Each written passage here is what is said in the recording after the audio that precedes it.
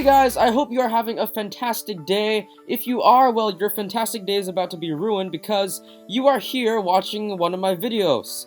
And as you know, I have the worst content in the world, so that's sad. I'm sorry I'm gonna ruin your day. But let's continue with our topic of today. The car we are looking at is the Honda Civic Type R. And if you guys know what a Honda Civic is, have you seen one on the road before? It looks old, it's not my thing. But in the recent years, Honda has been making some pretty nice Honda Civic Type R hatchbacks, like the one you see in this clip, which I think are pretty nice compared to before. But why would you guys ever care about what I think about the car's appearances? Exactly, you don't care, so let's move on to the car and its event that is going on in Asphalt 8. This car is a high-end Class C car that is very nitro reliant. I'm not sure if you can see in the stats of the car itself, but its top speed doesn't reach that high, and its nitrous really is the thing that makes this car have a really big total speed. Now, I am pretty confident that you guys are going to ask this next. Aris, is this going to be a new Class C king? And my answer to that is no.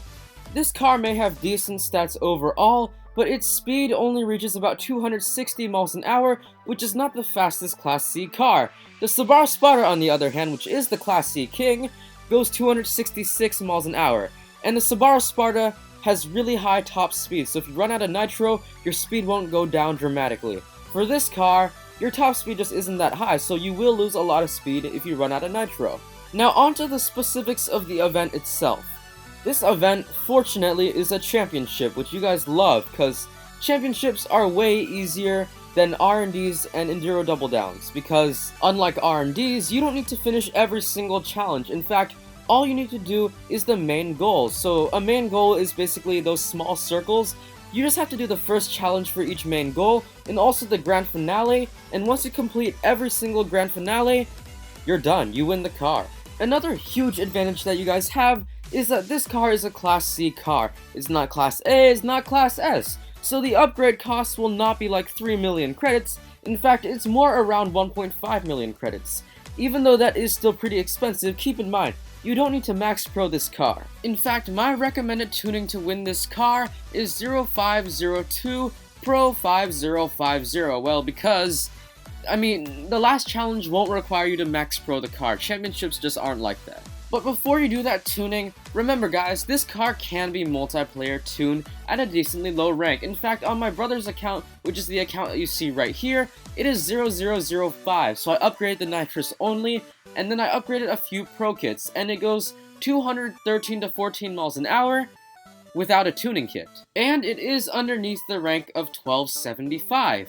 So the chances of being up against the Cobra, BMW M2, etc. are much lower. Once you reach the 1300 range, that is when you meet those cars and you will ultimately lose to them in multiplayer. However, I am not exactly sure you can win this car just by doing that really low tuning, so it's really up to you. For now, I suggest just upgrading the top speed or the nitro you pick, and just seeing how many upgrades you really need to do, and just go from there. Another thing to notice is that this car's handling and drifting is something that you should not upgrade. You also don't really need to upgrade its acceleration at all if possible, because its acceleration is already pretty good, and its handling and drifting, I mean, really, you don't really need to do that. You don't need to upgrade those unless you intend on max proing this car. Now, its handling is one of the main problems with this car. When you drift, you will lose a lot of speed. Because, well, once you drift, it goes to its top speed of the car and a little bit lower.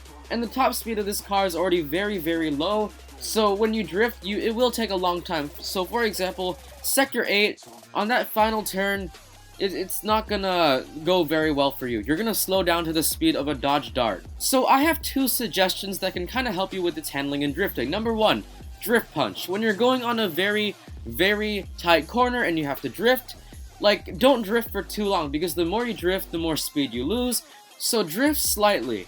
And when you're at a good enough angle to make that turn, then tap the nitrous so that it doesn't lose all of its speed. And just do that consecutively until you reach the bottom of the turn, and then you're done. Yeah. Hashtag horrible explanation, hashtag I'm sorry guys, hashtag just find another Asphalt 8 YouTuber like Dr. Illusion or Fearum Films to explain micro drifting and drift punching to you. Another key piece of advice is that remember guys, if you don't win this event, it's not life or death. And I know I say that a lot, but really, it's not life or death for this one especially, because this car is 16 common blueprints. How hard is it to get 16 common blueprints? I mean, I have 130 blueprints out of 145 of my Lamborghini Huracan that I'm going to assemble within the next month or so. Like, it's not too hard to get 16 common blueprints, and not winning this event is fine. Another thing I'd like to point out is that after this event, there are more events. So if you dedicate all your credits and tokens to this event, you have a low chance of winning the future events because you're out of resources. Why did I say it like that? It's resources. Why did I say resources? Like, okay, you know what? Anyways, the next event is the Aprilia Tour Bike thingy, and honestly, I prefer you guys do this event over that bike event because if you guys recall the Suzuki Hayabusa R&D, that R&D was like the second hardest event that ever occurred in Asphalt 8, and very few people won it. And that was a Class S bike. I believe the Aprilia is also Class S or Class A. It reaches a final rank of 1752, meaning that it is a very high-end bike, and it will be really hard for its event. And also, most bikes are pretty useless, and if I saw correctly, the Aprilia bike is nitro-reliant. That's not good. And its total speed is not that great either. So I'd recommend you guys do this event over the Aprilia bike event. That's all I really have to say because this event isn't that tricky and I'm assuming most of you will be able to win it.